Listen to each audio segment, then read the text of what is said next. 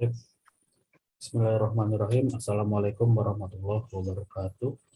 Waalaikumsalam warahmatullahi wabarakatuh. Alhamdulillah, rabbil alamin, wa bihi nasta'in 'ala umuri dunya. Wassalatu wassalamu ala asyrofil anbiya'i wal mursalin wa ala alihi washabihi ajmain. Amma ba'du. Alhamdulillah, rabbil alamin, pagi hari ini kita bisa berkumpul bersama wajah dalam kajian pekanan yang dilakukan oleh research kita Ustaz Ahmad Dahlan. Marilah kita mulai kajian pada pagi hari ini dengan baca basmalah. Bismillahirrahmanirrahim. Bismillahirrahmanirrahim. Kepada Ustaz untuk tempat silakan oleh kepada Mas Quran.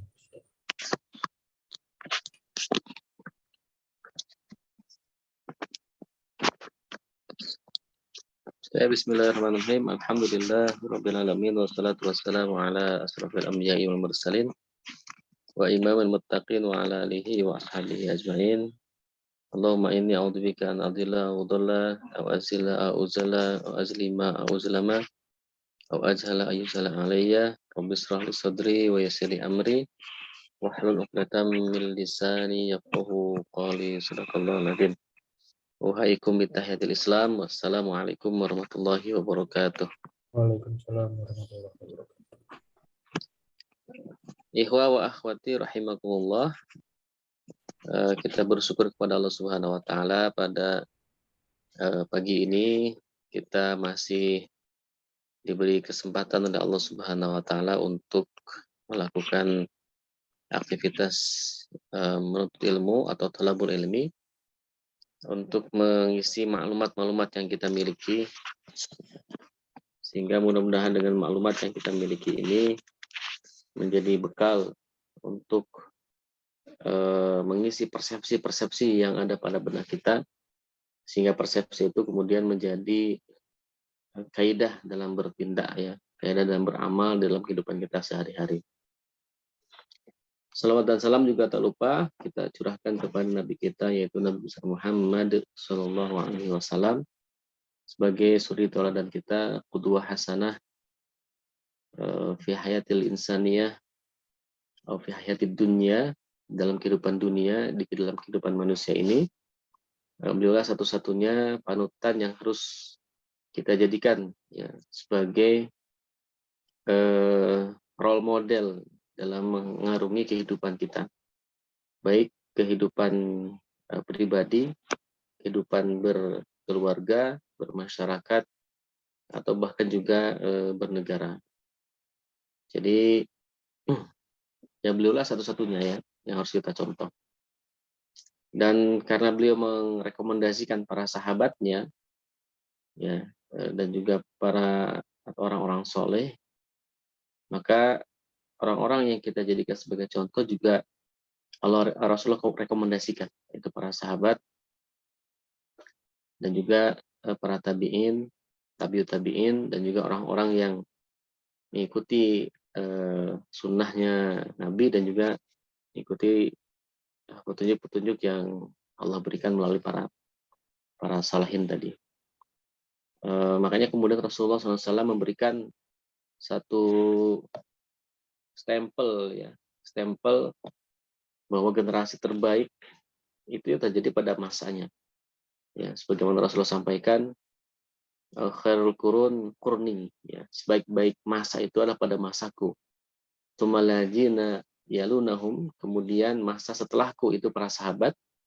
Tsummaladzina yalunahum, kemudian masa tabi'in. Tsummaladzina yalunahum, kemudian masa tabi'ut tabi'in. Itulah generasi yang terbaik yang disampaikan oleh Rasulullah SAW. Maka kemudian ketika kita tidak mampu menjangkau generasi terbaik itu, maka kita mencontoh para ulama atau orang-orang soleh yang mengikuti generasi-generasi salafus soleh tadi, ya, dan juga yang merujuk kepada baginda Nabi Muhammad SAW. Nah, insya Allah kalau kita mengikuti jalurnya seperti itu, maka kehidupan kita atau masalah-masalah yang dihadapi oleh kita semua itu sudah ada contoh penyelesaiannya, ya, sehingga kita bisa tinggal mengadopsi saja. Karena faktanya memang problem kehidupan manusia itu tidak terlepas dari pemenuhan gorizah dan hajatul udwiyah. Nah, ikhwani wa akhwati rahimakumullah, pada hari ini kita akan membahas dua hal yang belum dibahas. Jadi kemarin itu kita sudah membahas tentang akal, ya, tentang keistimewaan manusia yang pertama yaitu akal. Dan inilah yang menyebabkan manusia lebih istimewa dibandingkan yang lainnya karena memiliki akal.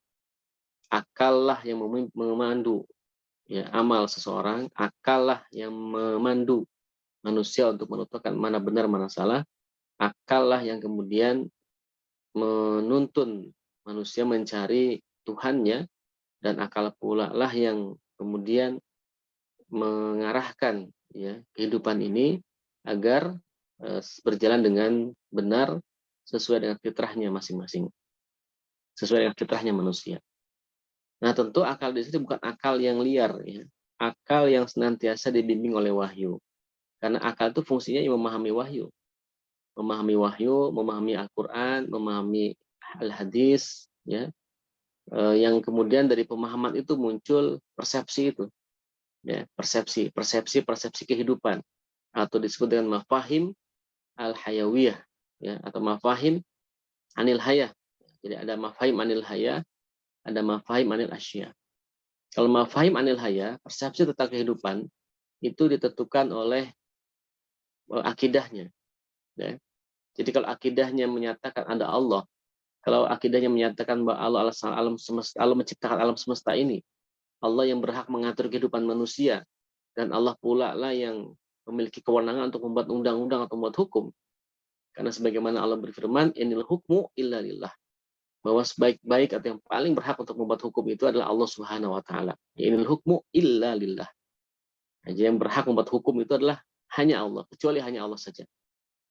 Kenapa? Karena Allah lah yang tentu yang lebih mengetahui tentang karakteristik manusia. Maka kita harus mengikuti apa yang dimaunya Allah. Ya, bagaimana maunya Allah kita ikutin. Insya Allah kalau mengikuti keinginan Allah, hidup kita akan sesuai dengan fitrah. Hidup kita akan bahagia, baik dunia ataupun juga akhirat. Nah, ini adalah tuntunan kita, dan itu diisi ke benak kita, ke akal kita, dan itu dijadikan sebagai sebuah mafahim anil hayah. Nah, makanya mafahim anil hayah ini berbeda antara muslim dengan yang lain.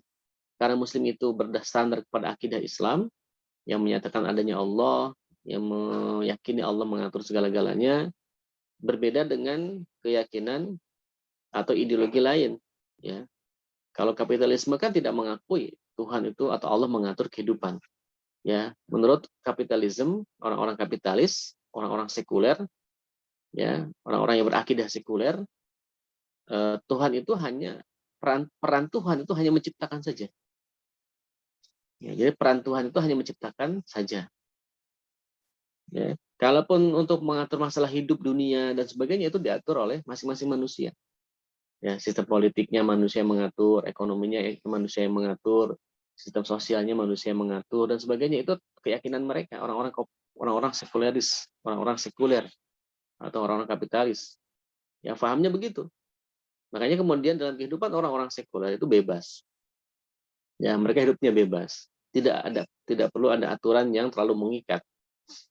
Makanya kenal dengan kebebasan pribadi, kebebasan individual, ya, atau disebut dengan free atau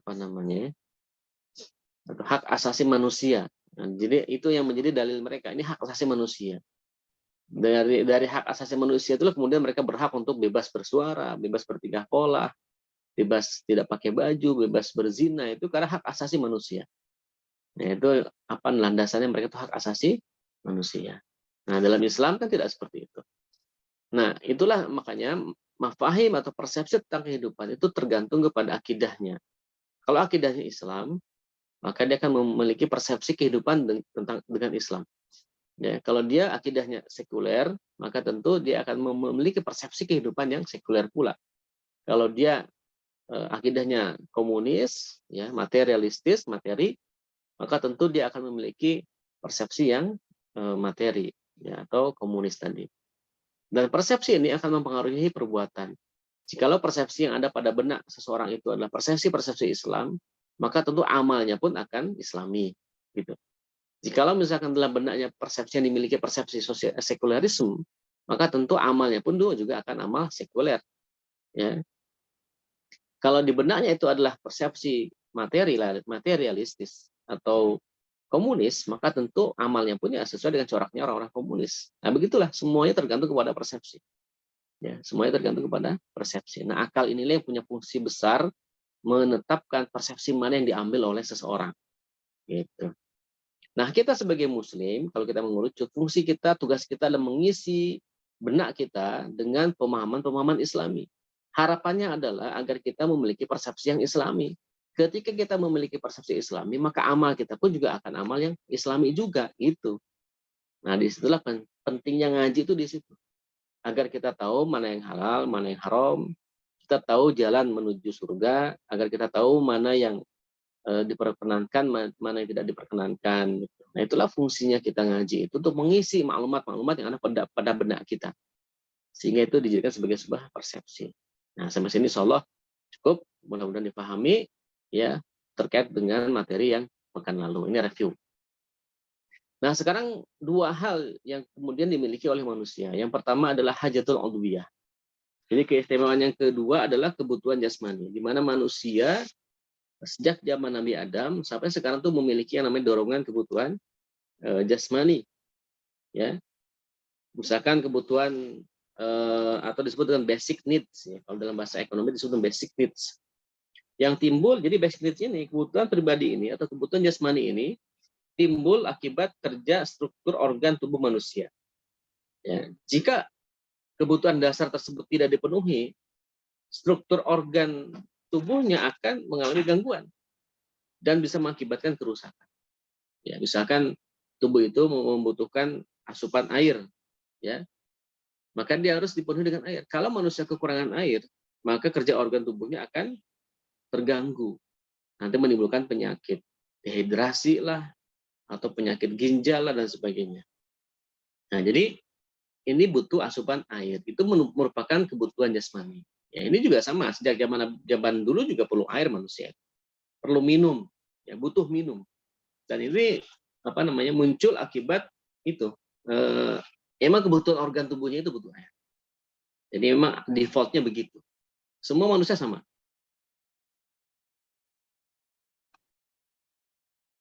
Contoh juga misalkan perlunya kita mengeluarkan sesuatu, misalkan karbon dioksida, karena tubuh manusia itu kan menghirup oksigen, kemudian mengeluarkan karbon dioksida. Kadang ada karbon dioksida yang berlebih, maka kemudian butuhlah sistem, ya, bagaimana caranya itu biar karbon dioksida itu keluar dari tubuh kita. Maka Allah Subhanahu wa taala menciptakan manusia dengan model ya gitu, dengan ada mekanisme metabolisme tubuh atau sistem istilahnya itu pencernaan pada tubuh manusia. Nah, salah satu cara untuk mengeluarkan karbon dioksida, racun-racun itu dengan cara membuang angin, ya, mohon maaf ya, kentut misalkan. Kemudian juga BAB, itu kan fitrah manusia. Itu maksudnya itu kebutuhan jasmani harus ditunaikan. Karena kerja organ tubuh itu alamiahnya begitu. Jadi ada yang masuk, ada yang dikeluarkan, gitu. Ya. Nah, pengeluaran itulah mengeluarkan racun-racun, kotoran-kotoran dalam tubuh kita itu kan dikeluarkan, baik melalui air kencing ataupun juga dengan buang air besar. Nah, itu adalah alamiah. Semua manusia juga begitu. Nah, makanya kebutuhan jasmani ini sifatnya itu memang harus dipenuhi. Ketika tidak dipenuhi, itu akan menimbulkan kerusakan, menimbulkan sakit atau penyakit. Ya, makanya Islam itu memperhatikan itu. Ya, Islam memperhatikan bagaimana agar manusia itu, kebutuhan tubuh manusia itu bisa dipenuhi dengan baik. Ya, misalkan ya kalau kita mencontoh pola hidupnya Nabi Muhammad atau pola makannya Nabi Muhammad itu kan sudah ada. Ya, sudah ada. Saya semester kemarin ngisi fikih kesehatan, ya, di Fakultas Kesehatannya UIN Jakarta. Itu ada salah satu materi saya adalah pola makan Rasulullah. Nah, pola makan Rasulullah itu kan kalau kita lihat kan pola makan sehat. Ya, kalau kita contoh tuh Masya Allah itu. Ya, itu akan mekanisme tubuh kita itu akan sehat. Makanya Rasulullah itu nggak pernah sakit.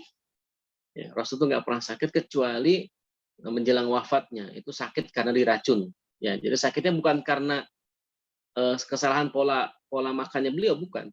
Atau karena makanan yang dimakan, bukan, tapi karena diracun aja. Karena diracun. Artinya Rasulullah itu benar-benar memperhatikan pola makannya, pola pola sehatnya dan sebagainya, pola hidupnya yang diperhatikan. Nah, salah satu pola hidup Rasulullah itu adalah masalah tidur. Nah, tidur itu kan sebenarnya kebutuhan manusia, ya. Harus dipenuhi itu. Kalau tidak ya akan menimbulkan penyakit, ya, akan menimbulkan kerusakan, ya. Ada orang kan kurang tidur itu kan bisa menimbulkan berbagai macam penyakit. Nah, Rasulullah itu pola tidurnya itu kan ternyata satu hari itu beliau tidur 3 kali. Ya, yang pertama itu adalah tidur malam. Ya, jadi beliau tuh biasa ketika tidak ada aktivitas setelah Isya itu tidur setelah Isya. Jadi setelah sholat Isya beliau langsung tidur. Biasanya ya ketika memang tidak ada aktivitas malam langsung tidur terus setelah Isya. Nah, kemudian nanti di sepertiga malam beliau bangun ya untuk sholat malam. Setelah sholat malam jelang subuh beliau tidur lagi tuh. Tidur menjelang subuh. Gitu. Tidurnya tidak di kasur tapi di tempat di masjid. Nah, jadi sambil nunggu subuh, ya beliau tidur. Nah, tidur miring dengan tangan kanan itu loh. Nah, itu di menghadap kiblat itu di masjid. Nah, subuh tiba, beliau bangun, sholat subuh, kemudian nanti tidur lagi jelang zuhur, yang kita kenal dengan nama qailulah. Nah, qailulah itu. Nah, tidur lagi, nanti bangun pas zuhur. Jadi itulah setiap hari beliau tuh 3 kali tidur. Nah, ini kalau kita praktikkan, Masya Allah, ternyata itu menyehatkan tubuh, merefresh tubuh, yang merefresh sel-sel tubuh. Makanya kemudian di Jepang itu kalau tidak salah, mau dikoreksi nanti ya, di Jepang itu ada tradisi baru buat para pekerjanya itu tidur siang. Jadi aktivitas kan orang-orang Jepang itu kerja kan workaholic, itu kerja terus kayak robot gitu ya. Nanti jelang zuhur mereka tidur. Ada yang tidur di tempat begini, ya kan, ada kasur sendiri untuk para bos, biasanya ada kamar khusus untuk tidur gitu ya. Nah, jadi eh, itu menjadi sehat buat tubuh gitu ya. Nah, makanya kita bagusnya itu ya itu pola Rasulullah SAW ketika waktu tidur ada 3 kali tadi ya. Ini maksudnya. Nah, termasuk juga pola makan ya, pola makan Nabi, walaupun ada sebagian ustadz yang mendoifkan tata cara makan Nabi, tapi kan ini bisa jadi pelajaran walaupun itu bukan bernilai sunnah misalkan, tapi itu bisa menjadi, kalau dalam bahasa ulama itu bukan sunnah ya,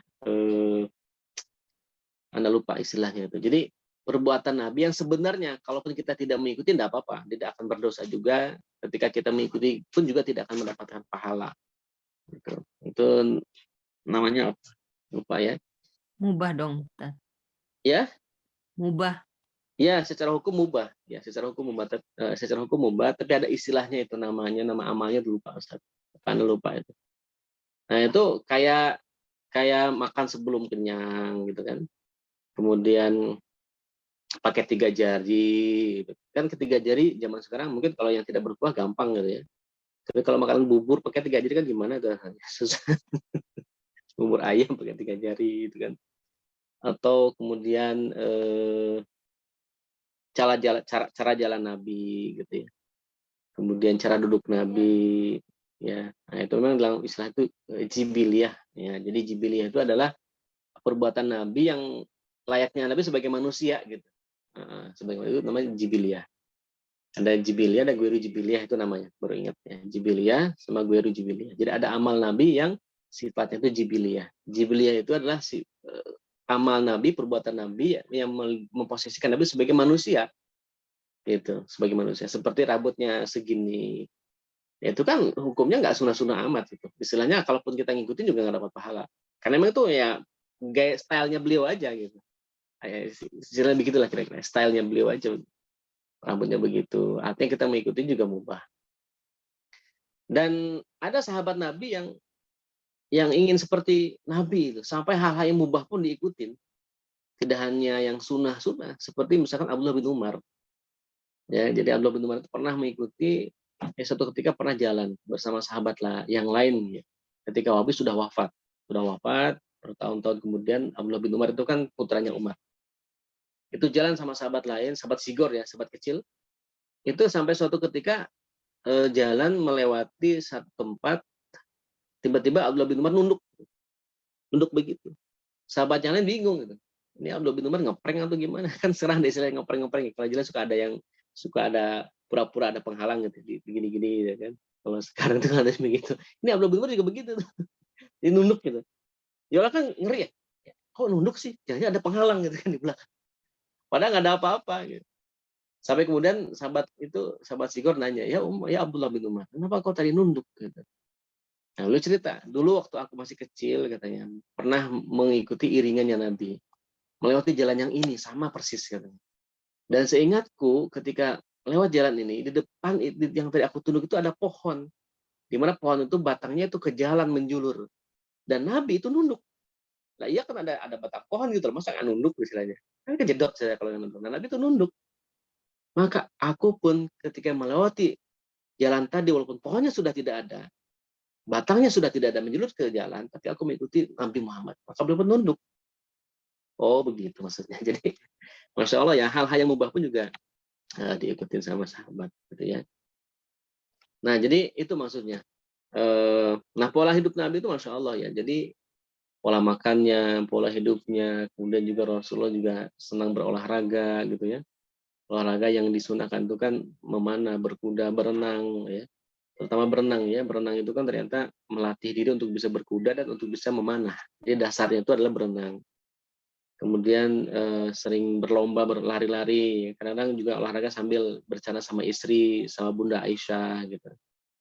Nah, jadi ada pola hidup, pola makan, dan pola olahraga itu ada. Nah, ini kan sebenarnya untuk apa? Untuk memenuhi kebutuhan organ tadi ya. Organ tadi itu yang meminta, menuntut untuk apa namanya? Dipenuhi ya, dipenuhi ke dorongannya itu alamiah. Kita tidak bisa nolak. Kita tidak bisa nolak. Nah, seperti tidur itu kan juga fitrah manusia. Tidur kan kebutuhan jasmani. Ada penelitian itu di Rusia ya. Di Rusia itu ada penelitian riset gila menurut saya. Itu satu orang tuh dikorbankan, disuntik obat anti tidur. Gitu. Jadi selama 30 hari orang ini nggak tidur, nggak bisa tidur. Ya, akhirnya apa yang terjadi di video itu muncul ditayangkan, orang itu seperti stres. Awalnya dia biasa-biasa saja.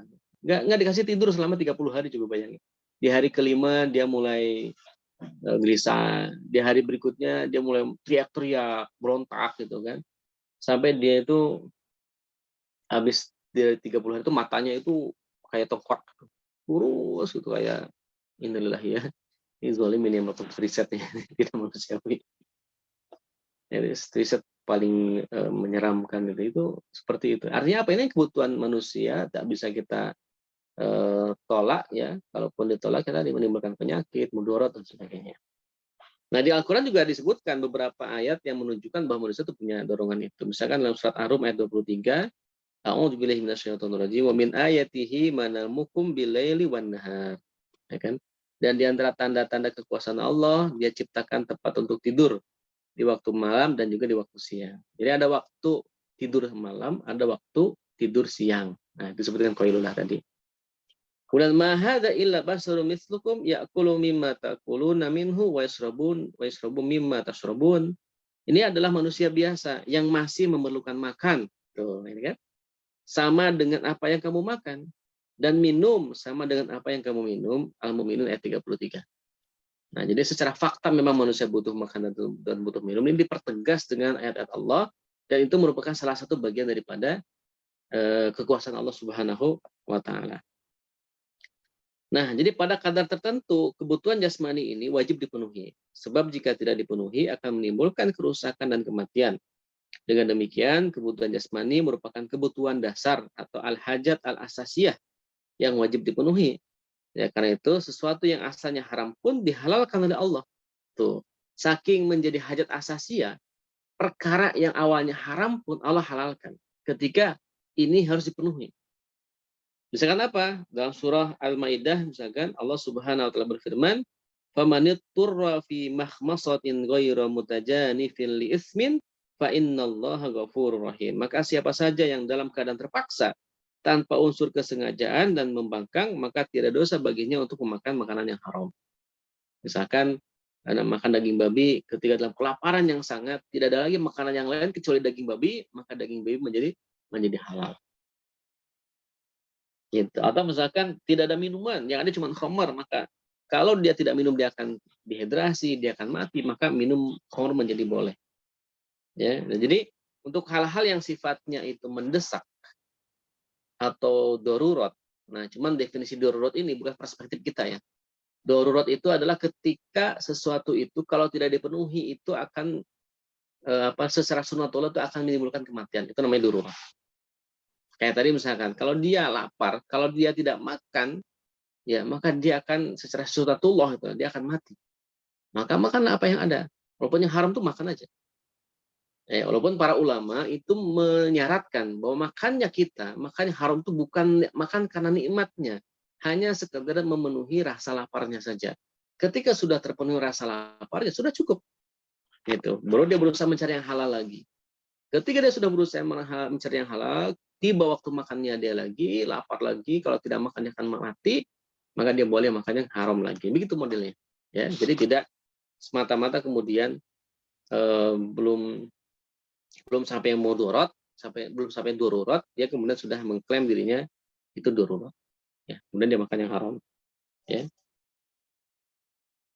Nah, Nabi pun itu pernah tidak menjatuhi sanksi hukum kepada orang yang mencuri pada masa kelaparan krisis dengan alasan untuk memenuhi kebutuhan dasarnya. Ini suatu hadis Rasulullah SAW, la qat'a fi maja'atin muttarra. Tidak ada hukuman potong tangan ya kepada pencuri ketika mencuri pada masa kelaparan yang luar biasa. Ya, jadi ini hadis riwayat Al-Ma'khul ya.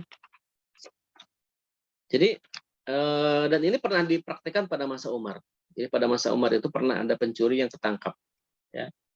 Kemudian tidak langsung dipotong tangan. Kemudian dicek dulu ya kenapa kadar pencuriannya. Ternyata orang itu mencuri di bawah 1/4 dinar. Nah, jadi nominal pencuriannya itu di bawah 1/4 dinar. Nah, kalau dia mencuri di bawah 1/4 dinar, menurut hukum syariat tidak dipotong tangan, ya. Tapi kalau di atas 1/4 dinar baru dipotong tangan. Kemudian dicek lagi motivasi utamanya apa? Kenapa dia mencuri? Dia mencuri karena kelaparan. Karena memang pada waktu itu masa krisis makanan pada masa Umar itu. Maka kemudian orang ini tidaklah dipotong tangannya walaupun dia mencuri. Karena kondisi tadi ya, nominalnya kurang dari 1/4 tangan, 1/4 dinar, kemudian motivasi utamanya karena kelaparan. Nah, ini berdasarkan hadis Nabi ya, la qat'a fi maja'atin muttarra. Ya, tidak ada hukuman potong tangan kepada pencuri pada masa kelaparan yang luar biasa. Nah, dengan demikian dapat kita simpulkan memenuhi kebutuhan jasmani itu hukumnya wajib. Jika tidak dipenuhi pasti akan menyebabkan kehancuran dan kebinasaan, atau jika dipenuhi dengan tidak mengikuti kadar yang telah ditetapkan oleh Allah, maka akan menyebabkan hal yang sama itu kerusakan. Misalkan dipenuhinya kan ada dua ya, dipenuhi atau tidak dipenuhi, berarti ini juga tidak boleh, harus dipenuhi. Dipenuhi pun juga harus sesuai kadarnya, jangan sampai berlebihan. Karena ketika berlebih-lebihan, maka akan menyebabkan mudarat yang lain. Misalkan makannya terlalu berlebih-lebihan. Ini menyebabkan kerusakan anggota tubuh. Atau misalkan orang memaksakan diri karena untuk eksis di YouTube, dia mukbang ya. Atau mukbang ya, makan yang porsi gede itu, udah mah gede, pedes. Orang tuh kadang nyari konten itu biar ramai kalian. Itu menzalimi diri sendiri. Ya. Sudah mah terlalu banyak, kemudian pedes pula, ya kan, Allahu Akbar ya. Entahlah itu dia masih kuat atau tidak, dan akan muncul mudaratnya. Khawatir nanti merusak anggota tubuhnya, organ-organ tubuhnya ada yang rusak, menimbulkan sakit, dan sebagainya ya. Nah, maka manusia wajib berusaha memenuhi kebutuhan jasmaninya agar tidak ditimpa kerusakan. Meskipun hukum asal usaha untuk memenuhinya adalah mubah, namun jika telah sampai pada batas yang bisa menimbulkan kemudaratan ketika tidak dipenuhi, maka hukum untuk memenuhinya menjadi wajib. Ya.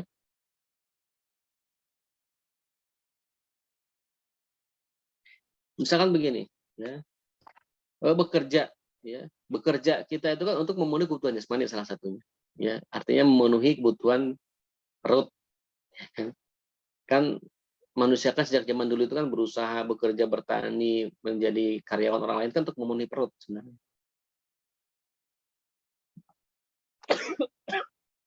Jadi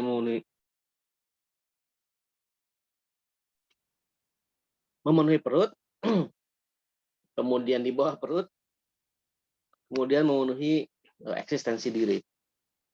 Nah, kadang juga ada memenuhi kebutuhan tadayun, gurjatu tadayun ya.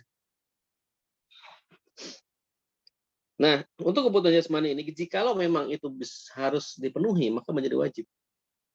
Makanya nafkah itu kan diwajibkan kepada laki-laki. Laki-laki itu kalau sudah balik, itu wajib menafkahi dirinya sendiri. Ya. Kalau wanita itu tidak wajib. Ya. Bahkan wanita itu tidak wajib menafkahi untuk dirinya sendiri. Jadi kalau ada wanita bekerja, yang sudah punya suami harus izin suami. Ya. Karena istri itu bekerja itu memang tidak ada kewajiban. Ya. Bahkan istri itu tidak ada kewajiban untuk menafkahi dirinya sendiri. Ya. Lu gimana istri memenuhi kebutuhannya? Ya minta sama suami.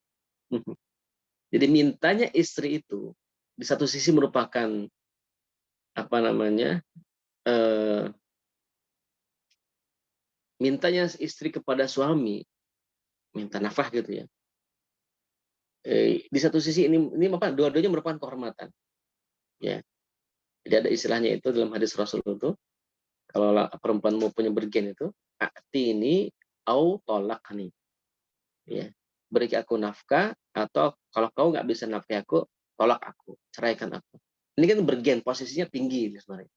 Wanita itu terhormat. Tapi di sisi lain, ketika laki-laki diminta uang oleh istri, itu kehormatan suami. Jadi sama-sama kehormatan, masya Allah Islam itu mengatur begitu ya. Di suami itu kan merasa bangga gitu loh, ketika diminta oleh istri uang jajan, diminta dong buat jajan ini. Nah, memberi itu kan hal yang luar biasa, gitu. Ya kan? Posisinya itu kan ibarat kata Ar-rijal qawwamuna 'alan nisa itu terwujud di situ, bahwa suami memberikan harta nafkah kepada istrinya. Ya, makanya sebesar apapun gaji suami, ya itu memang harus diberikan kepada istri untuk menafkahi istrinya dan anak-anaknya. Nanti yang ngatur istri itu. Sebesar apapun gaji istri, itu nggak ada kewajiban memberi suami. Bahkan menafkahi anaknya, bahkan menafkahi dirinya sendiri juga nggak wajib. Jadi gitu ya, karena memang itu kehormatan si suami ketika diminta sama istri itu luar biasa. Minta dong Bi, bulan ini ya udah nih. Nah, jadi bangga suami itu bisa memberikan sesuatu kepada istrinya sama keluarganya. Ya, jadi di sisi lain istri juga bisa punya bergen itu. Kalau emang kamu mau nikahi aku, nafkahi aku dong. Kalau nggak mau bisa nafkah, udah cerai aku. Kenapa kau harus dicerai? Karena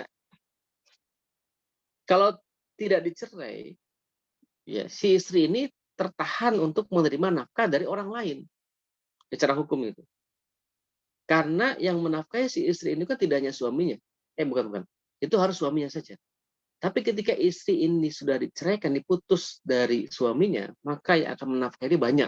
Siapa yang wajib menafkahi si istri ini, wanita ini? 1, bapaknya. 2, kakaknya. 3, pamannya. 4, kakeknya. Jadi banyak yang bisa nafkahin dia.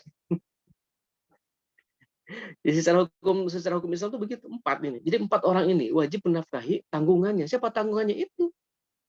Anaknya, cucunya, ponakannya, adiknya. Ya, yang laki-laki semua. Itu adalah kewajiban untuk menafkahi mereka, tanggungannya. Tapi kalau dia masih berstatus istri, suami, lalu kemudian suami itu pelitnya minta ampun, tidak ngasih nafkah sama si istri, tertahan dia untuk diberikan oleh 4 orang ini. Itu tertahan, secara hukum fikih begitu, tertahan dia. Ya, makanya salah satu hal yang membolehkan istri minta cerai itu ketika suami tidak menafkahi, itu boleh. Si istri itu mengajukan cerai. Ya, tapi kalau tidak mau bertahan, ya silakan saja, itu pilihan memang. Ya, tinggal bagaimana menyadarkan si suami ini. Kalau susah sadar ya udah kan tidak harmonis jadinya itu. Ya, jadi begitu. Tapi bukan berarti dari si penjelasan saya itu bahwa Islam itu memudahkan orang untuk menyeraikan, tidak. Ya. Justru kalau kita kaji tentang hukum keluarga, proses menuju cerai itu proses yang panjang. Itu pilihan terakhir. Pilihan terakhir. Ya, cerai itu pilihan terakhir. Ada proses yang dinasehati dulu, pisah ranjang, dipukul, diundang hakim, wah panjang prosesnya. Baru itu cerai itu pilihan terakhir. Gitu. Jadi Islam juga menjaga keharmonisan keutuhan keluarga. Walaupun cerai itu jangan dianggap sebagai aib.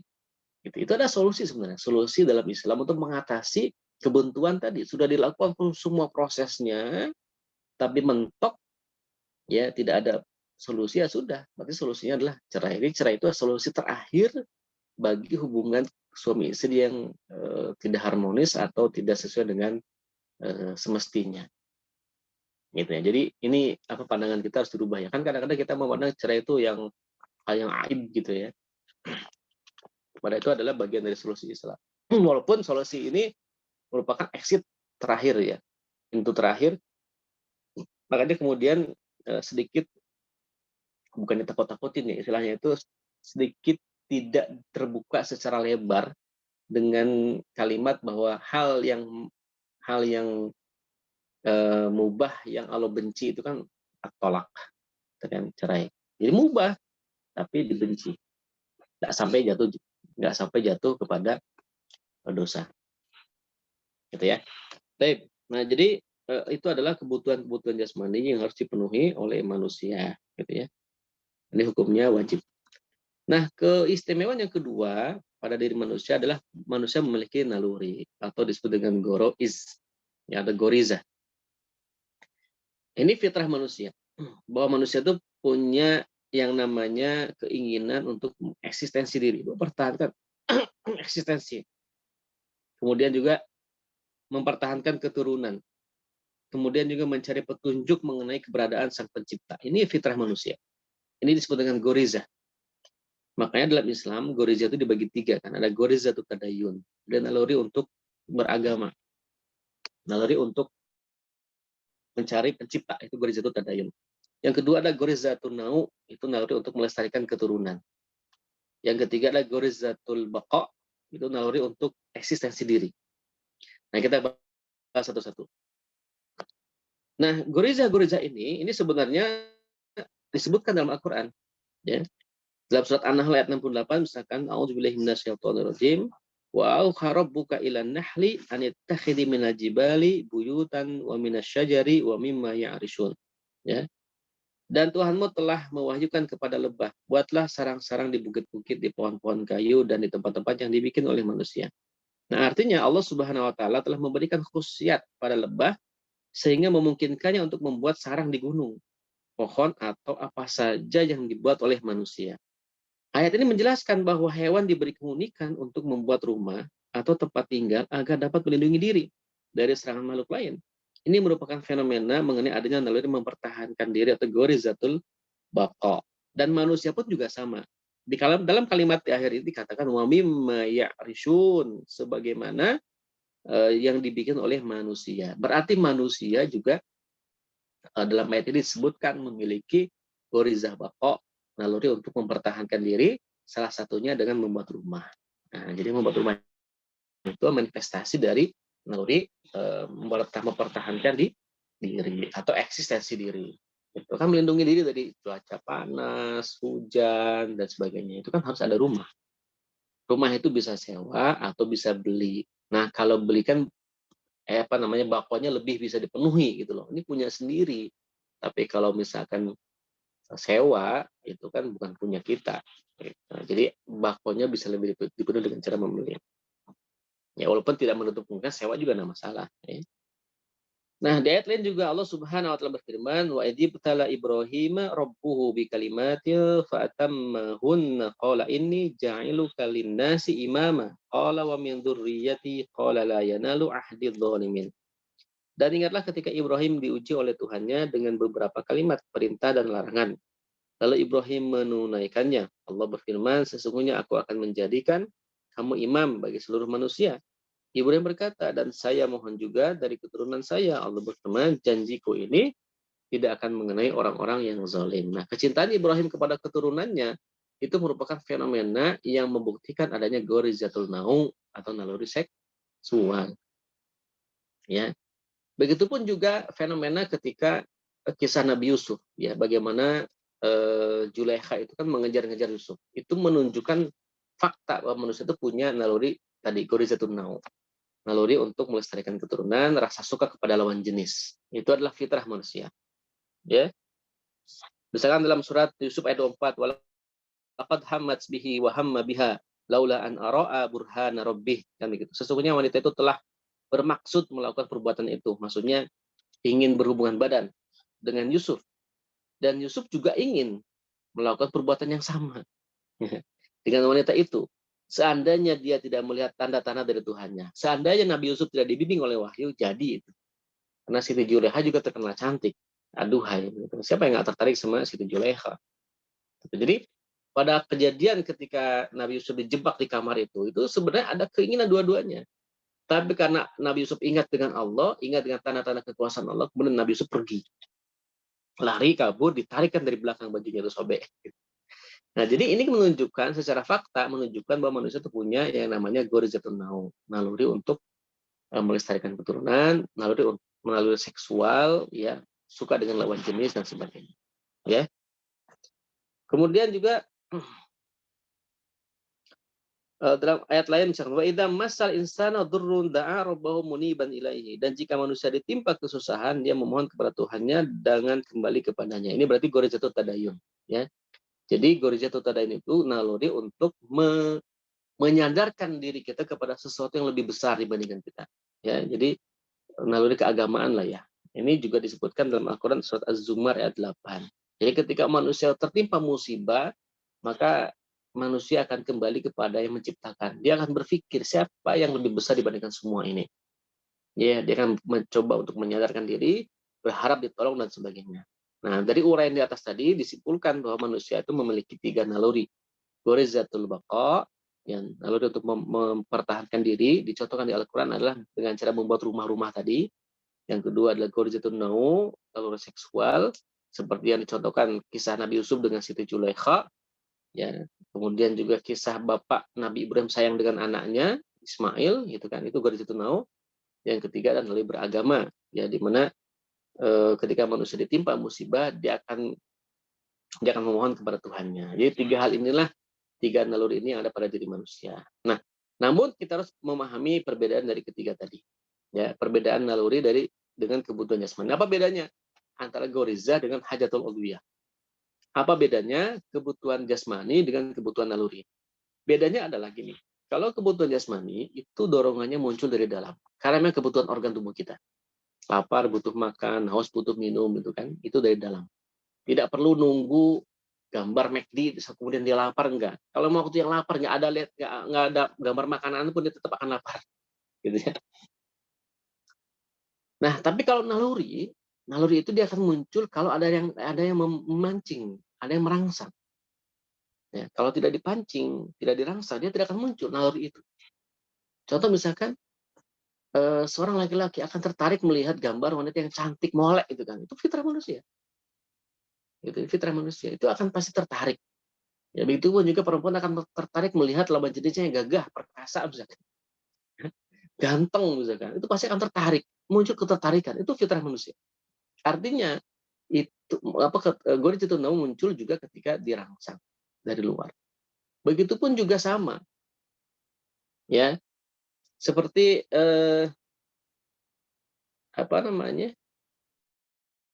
dia akan marah ketika ada orang yang membuat dia marah kan? Dia tidak mungkin marah tiba-tiba. Nah, cuman yang merangsang itu apa? Yang merangsang naluri itu muncul itu dua yang merangsang gorizatun muncul. Yang pertama adalah pikiran, ya, pikiran bisa merangsang naluri itu muncul. Misalkan pikiran kotor merangsang gorizatun naum. Pikiran yang dengan kehidupan yang lama, yang mungkin itu sakit buat hidup dia nangis, itu kan gorizatul baqa tuh, ya. Kemudian ketika dia ingat dosa dia langsung bertobat sama Allah, zikir, itu gorizatul naum. Nah, jadi bisa dengan pikiran. Atau yang kedua, goriza itu muncul kalau ada fakta yang diindra. Tadi goriza naum itu muncul, ya, keinginan seksual itu muncul ketika ada gambar tadi loh, gambar wanita cantik kah, laki-laki ganteng kan, muncul rasa ketertarikannya, gitu kan?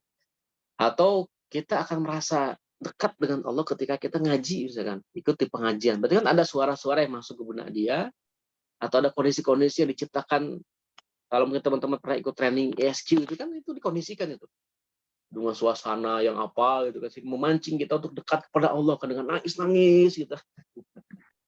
Itu kan dipancing Gorejeto tadayunnya, dipancing dengan tayangan, dengan lantunan suara, dengan motivasi kalimat-kalimat. Itu kan dia merangsang kita untuk merangsang Gorizah tadayunnya, merangsang aspek keagamaan pada diri manusia.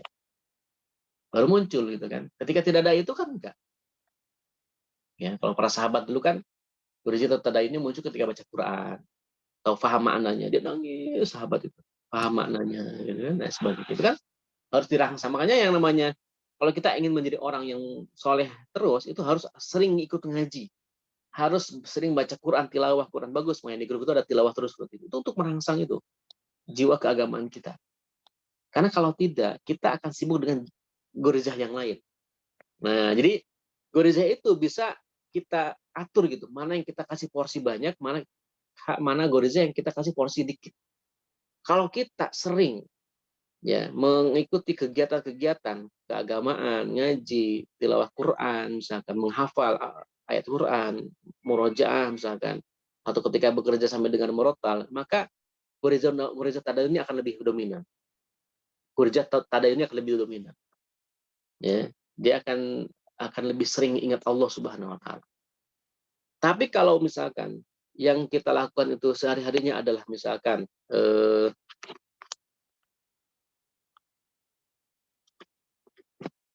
nonton film-film percintaan, ya, drama Korea, misalkan gitu. Atau nonton film-film yang ada interaksi laki-laki perempuannya, maka yang akan dominan itu gorejet naunya. Makanya pikirannya itu akan omes, atau pikirannya itu mellow, harus cita-cita mulu gitu. Yang dipikirin cowok mulu, atau yang dipikirin cewek mulu. Itu kan emang setiap harinya itu yang dia lakukan. Maka muncul gorejet naunya, karena dirangsang terus. Gitu. Sehingga gorejet tadanya terpinggirkan. Kalau dia yang ada di pikirannya itu dia ikut training menjadi kaya, dia training ini baca-baca Rich Power atau Rich Dad and Poor Dad misalkan ya, atau motivasi-motivasi untuk meningkatkan kekayaan terus, maka dia akan dipenuhi dengan itu dorongannya, kuat dorongan itu. Berarti Gorizatul Baqo'nya lebih dominan dibandingkan Gorizatul Nau sama Gorizatul Tadayun. Itu. Nah, ini tergantung ini kita menyating yang mana yang diperbesar. Gitu. Nah, jadi Gorizatul begitu modelnya ya. Nah, makanya santri di sini itu Goriza naunya sengaja ditekan ya, biar dia fokus ke Gorizatul Tadayun saja atau Goriza Baqo di bawahnya. Ya, karena kalau kita fokus ke Gorizatul Nau nanti anak-anak model SMP itu kan sudah lagi masa-masanya puber gitu ya. Masa-masanya ingin apa istilahnya mengemukakan rasa cinta sama pasangan dan sebagainya. Ya. Makanya di luar itu generasi Z sekarang itu kan akses teknologi HP itu sangat terbuka. SMP zaman sekarang tuh sudah kayak apa hubungan sama perempuan laki-laki itu kayak nyampur aduk gitu kayak bebas banget. Padahal masih SMP. Gitu. Nah ini terkait dengan naluri. Nah makanya kemudian Gorizah Tadayun ini, Gorizah Baqo dan Gorizah Tunau ini sebenarnya tidak mesti harus dipenuhi. Ya. Kalau dipenuhi itu ya, kalau tidak dipenuhi minimal gelisah saja. Kalau hajatul udhiyah kebutuhan jasmani tadi itu kalau tidak dipenuhi minimal mati. Ya, itu mati, minimal mati. Minimal sakit, maksimal mati, terbalik. Nah, artinya apa? Yang namanya goriza itu bisa dialihkan. Kita mengalihkan kemana? Misalkan seperti anak-anak muda. Anak muda itu kan oleh Nabi Muhammad itu didorong untuk menikah. Ya ma'syarul syabab, man istata'a minkumul ba'ah falyatazawwaj. Fa innahu aghaddu lil basar wa ahsanu lil farji. Wa man lam yastati fa 'alaihi bisawmi fa innalahu wija. Ini contoh nih, contoh cara Islam mengatur goriza. Wahai para pemuda, jikalau kalian sudah mampu ya untuk punya bekal, maka menikahlah. Falyatazawwaj. Kenapa? Fa'innahu aghaddu lil basar. Karena dengan menikah itu dapat menundukkan pandangan. Wa ahsanul farji dan membentengi kemaluan kalian. Tapi wa malam yastati, tapi kalau kamu tidak bisa, para pemuda itu belum mampu, belum siap, fa'alaihi bisawm, maka wajib baginya puasa.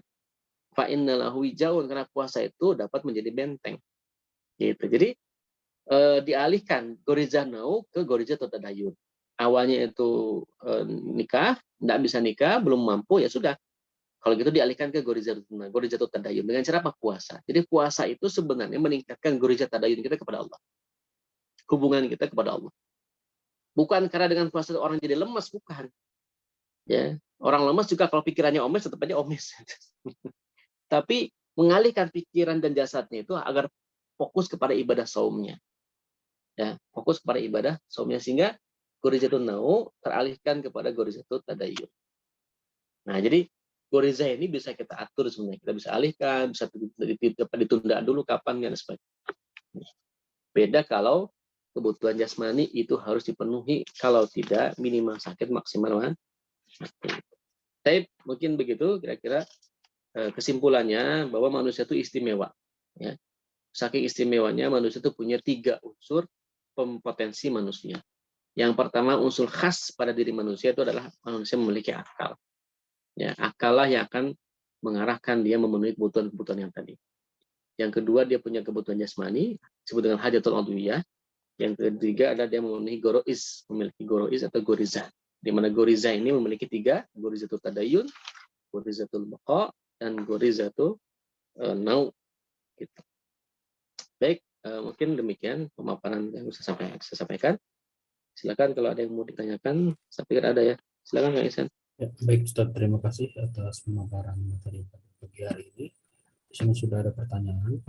Yang pertama, Ustadz ingin bertanya, Rasulullah ketika melakukan tidur siang, apakah ada batasan waktu, semisal hanya 10 menit atau lebih, Ustadz?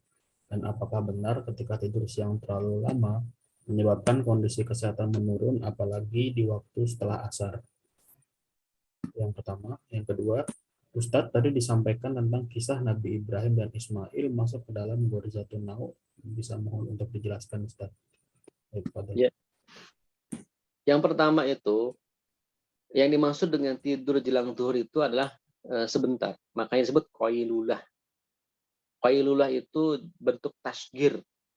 Ya, bentuk tasgir itu berarti bentuk kecil. Seperti Umar jadi Umair. Ya, Umar jadi Umair. Ya. Berarti Umar itu bentuk besarnya, Umair itu bentuk kecilnya. Seperti misalkan Qobla jadi Kubail. Qobla itu berarti sebelum. Qobla duhur berarti sebelum duhur. Beda dengan Kubail duhur. Kalau Kubail duhur itu berarti sebentar lagi duhur, tapi dilakukan sesuatu. Kubail duhur. Jadi menjelang duhur. Qailullah juga sama. Qailullah itu ada kata kolil. Kolil itu sedikit. Ya. Ini qailullah berarti lebih sedikit dibanding kolil. Jadi jelang zuhur. Ya sekitar 30 menit. Itu kan Kubail duhur. Qailullah itu adalah Kubail duhur. Tidur sebelum zuhur sebentar. Gitu. Nggak sampai berjam-jam. Ya 30 menit. Ya. Kalau santri di sini tidur sekitar 30 menit. Ya. Oh enggak, 35 menit. Itu tidurnya. Qailullah. Ya bukan tidur panjang. Tidak, itu maksud dengan qailullah. Nah, yang dimaksud qailullah itu sebelum duhur, bukan setelah duhur. Ya, sebelum duhur itu qailullah. Jadi sebelum melaksanakan sholat duhur. Ya. Kalau nggak biasa memang suka bablas. Ya. Tapi sebenarnya bisa kita atur karena kita itu kan begini karena pola hidup kita yang sebelumnya nggak seperti ini. Kalau sejak kecil kita disetting dengan pola seperti ini, itu akan jadi biasa. Tapi karena sejak kecil kita tidak disetting seperti ini polanya, sehingga tubuh kita kan menyesuaikan. Gitu. Ketika dikasih tidur, habis zuhur bablas sampai asar biasanya.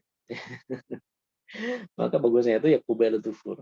Ya, sebentar sebelum duhur. Mungkin waktu istirahat jam 11 misalkan atau jam setengah 12 kita sebelum duhur tiba kita tiduran dulu di masjid sampai menjelang tunggu azan subuh, azan zuhur itu boleh. Karena kan yang disebut dengan tidur sehat kan deep sleep itu. Walaupun sebentar tapi kalau tidurnya berkualitas itu menyehatkan. Ya. Tapi kalau tidurnya panjang tapi tidak berkualitas juga tidak bagus.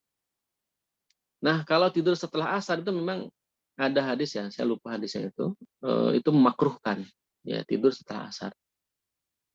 Secara dalil begitu, apakah secara kesehatan itu memang tidak bagus? Karena biasanya kalau orang tidur habis asar katanya itu suka bikin pusing, ya, suka bikin pusing. Dan Nabi itu tidak pernah juga tidur setelah maghrib, nggak pernah. Ya, tidur Rasul itu menunggu Isya dulu baru tidur. Nah, jadi ada waktu-waktu yang memang dalam kehidupan Rasulullah itu tidak tidur di posisi itu, tapi tidur di waktu-waktu yang setelah tadi Isya, kemudian sejelang zuhur, sama jelang subuh. Ya, jelang subuh juga ada waktu tidur sebelum subuh. Nah ini ya, jadi kalau apakah kurang sehat atau tidak mungkin bisa di searching ya, secara kesehatan gitu. Walaupun secara hukum Rasul itu memang pernah memakruhkan ya tidur setelah asar. Apalagi asar itu kan disebut sebagai wusto ya. Nah, jadi wusto, waktu pertengahan. Nah kemudian manifestasi Ghorizatul Naw itu seperti manifestasi rasa sayang Nabi Ibrahim kepada Nabi Ismail. Ya, kan Ghorizatul Naw itu bukan melulu rasa suka lawan jenis. Jadi manifestasinya tidak mesti itu. Salah satu manifestasi dari Ghorizatul Naw itu banyak. Di antaranya rasa sayang ayah sama anaknya, ibu sama anaknya, ya, anak sama keluarganya, anak sama ibu, anak sama bapak, atau sama pamannya, sama kakek itu manifestasi dari Ghorizatul Naw, ya. Ghorizatul Naw. Jadi rasa sayang yang berkaitan dengan masalah kekeluargaan, melestarikan keturunan gitu lah kira-kira seperti itu. Nah, Nabi Ibrahim itu kan sangat sayang sama Nabi Ismail kan, sama putranya. Sampai ketika Nabi Ibrahim diminta oleh Allah untuk menyembelih saja, itu kan diajak ngobrol sama anaknya, tidak langsung dieksekusi gitu. Ditanya dulu, diajak ngobrol dulu. Ya, apakah bagaimana pendapatmu? Madza tara? Bagaimana pendapatmu? Ya. Dan panggilan Nabi Ibrahim kepada anaknya kan Masya Allah, ya bunayya, ya, kan, wahai anakku sayang. Kemudian panggilan anaknya Nabi Ismail kepada Nabi Ibrahim juga dengan panggilan ya abatif al madatu marun, kan begitu. Wahai abah, abah itu kan panggilan sayang, abah, ya. Wahai ya abatif al, tifal itu ya wahai abahku, al kerjakanlah matu marun, apa yang diperintahkan kepadamu. Satajiduri insyaallah, kan begitu. Jadi itu panggilannya saya sudah kelihatan. Itu panggilan sayang ya antara bapak sama anaknya. Walaupun Nabi Ibrahim itu sangat jarang bertemu anaknya. Sangat jarang ketemu anaknya. Ya, tetapi sekali bertemu itu berkualitas gitu. Itu yang paling penting itu. Ketika bapak sama anaknya bertemu, berkumpul, itu bagaimana pertemuan itu menjadi pertemuan yang berkualitas. Sehingga anak itu memiliki kesan spesial bagi ayahnya itu. Kesan spesial untuk anaknya ayahnya. Ya, Masya Allah ya. Jadi sampai anaknya ini Ismail itu kan mengikuti apa petunjuk bapaknya. Misalkan Nabi Ismail itu nikahnya 2 kali. Nikah pertama itu sama perempuan mana saya lupa ya. Kemudian Nabi Ibrahim datang ke rumahnya. Ketika datang ke rumahnya, Nabi Ibrahim itu kemudian mendengar aduan Nabi Ismail. Aduannya lupa ya. Kata Nabi Ibrahim kepada Ismail alaihissalam, kau harus mengganti palang pintumu. Maksudnya itu apa? Mengganti palang pintunya, mengganti istrinya. Makanya kemudian setelah ayahnya pulang, istrinya diceraikan, kemudian diganti dengan istri yang berikutnya. Oh ya, karena nggak punya keturunan. Ya. Digantilah dengan istri yang lain. Nah, ketika Ibrahim datang lagi ke rumah Ismail dan melihat, oh, pertahankan palang pintumu. Gitu. Dari situ kemudian keturunan dan sebagainya. Nah, jadi berkesan. Kan. Bahkan ketika bertemu dengan Nabi Ismail diminta menyembelih itu kan Masya Allah gitu.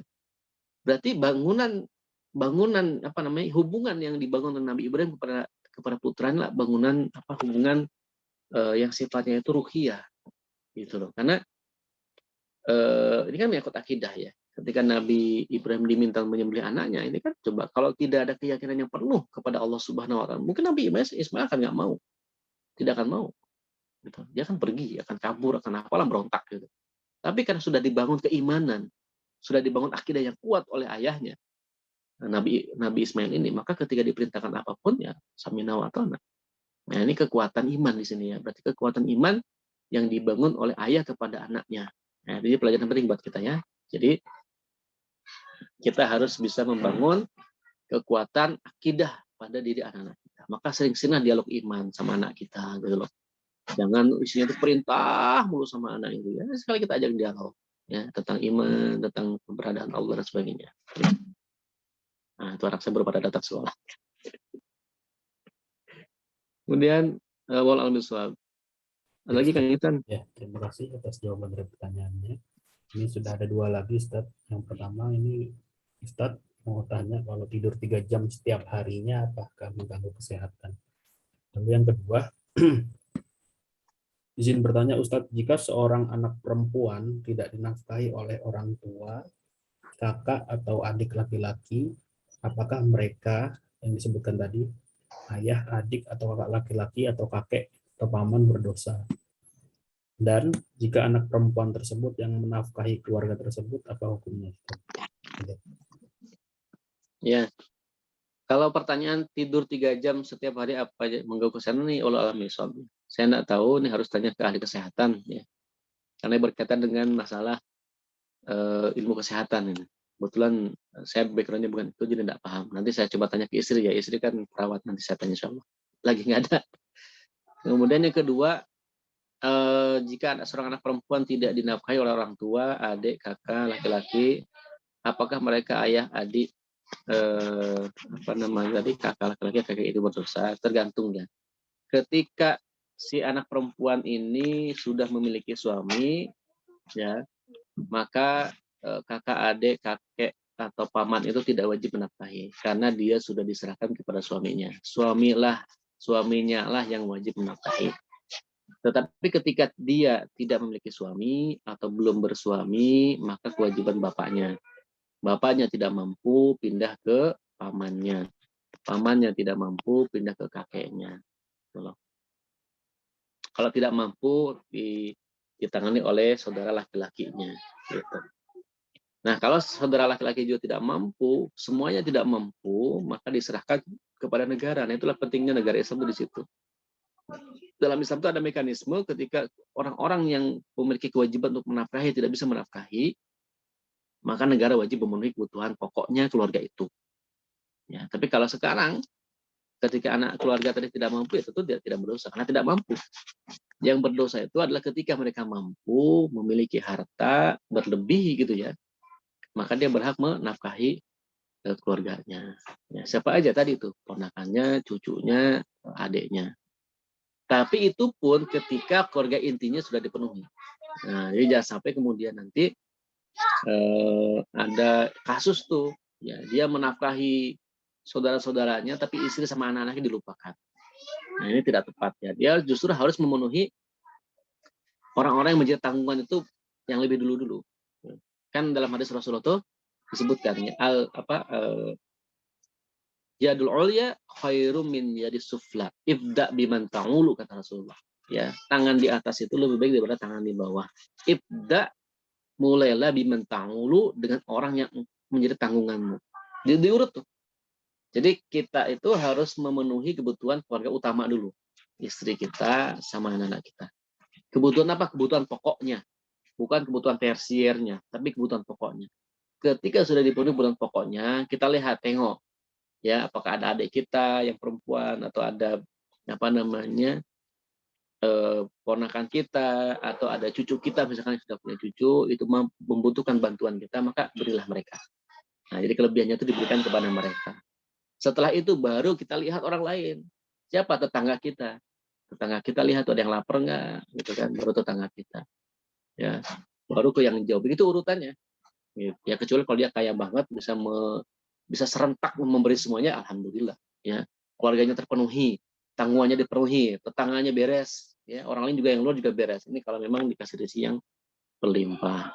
Nah, insya Allah dengan sedekah itu tidak akan mengurangi hartanya, justru akan menambah hartanya, ya baik secara fisik karena itu janji Allah Subhanahu Wa Taala, tetapi juga yang paling penting adalah menambah amal jariahnya, pahala jariahnya. Bayangkan kalau harta itu misalkan digunakan untuk wakaf, ya ma'had, wakaf masjid, wakaf majlis taklim, misalkan itu masya Allah mengalir terus, ya. Atau misalkan diberikan kepada orang-orang, ya para penuntut ilmu, santri misalkan, itu juga kan ngalir terus. Ya, selama dia belajar dipenuhi oleh kita misalkan kebutuhan-kebutuhannya, maka setiap kali mereka belajar itu akan mendapatkan pahalanya kita. Ya misalkan ada ponakan yang kurang dana untuk sekolahnya, untuk pesantrennya, kita biayai, udah kamu sekolah aja nih, aku biayain, kamu pesantren ya. Maka sepanjang dia belajar kita akan dapat pahalanya. Belajarnya udah beres, selesai dia jadi kiai, jadi ustadz, misalnya dia ngajarin orang-orang lain, maka setiap orang yang diajar oleh dia, pahala juga dapat kita. Terus begitu. Jadi kayak model MLM. Gitu. Jadi itu urutannya begitu, ya. Jadi berdosa ketika memang dia mampu tapi tidak menunaikan. Tidak berdosa ketika dia memang tidak mampu. Jangan kan buat ngasih orang lain, buat diri dia nggak bisa gitu loh. Nah, itu nggak bisa. Tidak dianggap sebagai dosa. Karena dia pun memiliki kewajiban untuk memenuhi atau menafkahi keluarganya sendiri atau bahkan menafkahi dirinya sendiri. Ya, itu. Ya, jadi kira-kira begitu. Wallahu a'lam. Ustaz, terima kasih atas jawaban dari pertanyaan yang sudah diberikan. Nah, mungkin kalau untuk kuisnya silakan saya pilih dari pertanyaan. Pilih pertanyaan ya.